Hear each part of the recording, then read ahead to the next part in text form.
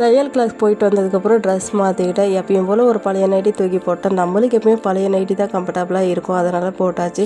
Time பார்த்திங்கன்னா 2 மணி இருக்கும். ஓவராக பசி எடுத்துட்டு இருந்துச்சு. அது சாப்பாடு காலையில் என்ன செஞ்சேன் அப்படின்னாக்கா கருவாட்டு குழம்பு சாப்பாடு தான் செஞ்சுருந்தேன். அப்புறம் ஒரு வாரமாகவே சளி காய்ச்சல் இருமல் இருக்கேன். அதனால் வந்துட்டு எந்த குழம்பு வச்சாலுமே டேஸ்ட்டே தெரியல. அதனால இன்றைக்கி கருவாட்டு குழம்பு வச்சுருந்தேன். ஆனால் கருவாட்டு குழம்பு சூப்பராகவே இருந்துச்சு. நானும் தம்பி சாப்பிட்டுட்டு கொஞ்சம் நேரம் டிவி பார்த்துதான். என்னன்னா வீடு இவ்வளோ மோசமாக இருக்கே அப்படின்னு சொல்லிட்டு யாரும் திட்டாதீங்க. எவ்வளோ சுத்தம் பண்ணி வச்சாலும் என் பையன் வந்துட்டு தலைகீழ ஆக்கிடுவான் 2 நிமிஷத்தில். அதனாலே வந்துட்டு சரி அப்புறமா செஞ்சுக்கலான்ட்டு விட்டுட்டேன். அதனால தான் வீடு அப்படி இருக்குது. கிளாஸுக்கு போகிறதுக்கு முன்னாடியே வந்துட்டு 2 பக்கெட் துணி ஊற வச்சுட்டு போயிருந்தேன். அது வேறு அப்படியே இருந்துச்சா சரின்ட்டு துணி துவைக்கலான்ட்டு துணி துவைச்சிட்டு எல்லாமே காய வச்சுட்டு இருந்தேன். ஏன்னா நம்ம வீட்டுக்கு முன்னாடி வந்து கொஞ்சம் தான் துணி காய வைக்க முடியும். அதை மட்டும் காய வச்சுட்டு நம்ம வீட்டுக்கு சுற்றி வந்துட்டு கம்பி வேலி கட்டியிருக்கோம். அது மேலே வந்துட்டு கொஞ்சம் துணி இருந்துச்சு, அதுவுமே காய வச்சுட்டேன்.